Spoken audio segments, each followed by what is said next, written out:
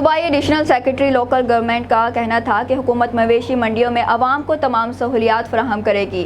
माल मवेशी मंडियों में कोरोना SOPs पर मुकम्मल अमल दरामद कराया जाएगा। दवाबा, हंगू और टल की माल मवेशी मंडियाँ सूबे के दीगर अजलाह के लिए सहूलियात के लिए तनाजुर में एक मिसाल होंगी।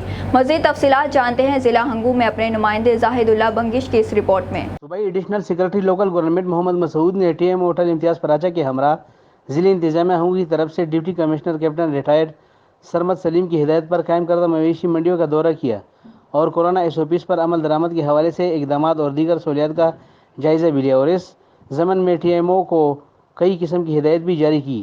ज़िली इंतजामिया और TMO के स्टाफ से बातचीत करते हुए additional secretary local government Mohammad Masood ने कहा कि ईद उल अज़हा के मजहबी त्यौहार की मुनासबत से सूबे भर में माल मवेशी मंडियाँ कायम कर दी गई हैं और वो इन मंडियों में इंतजामात और इक़दाम का जायज़ा लेने के लिए मुख्तलिफ अजला के दौरे कर रहे हैं। उन्होंने कहा कि टल और दुआबा की माल मवेशी मंडियों में TMA के इक़दाम मिसाली हैं और TMA का अमला हुकूमत की हिदायत पर अमल दरामद कर रहा है। TMO और टल इम्तियाज़ फराचा ने एडिशनल सेक्रेटरी को ब्रीफिंग के दौरान बताया कि इन मंडियों में पार्किंग के साथ साथ जानवरों को पानी और चारे की फराहमी का भी एहतमाम किया गया है।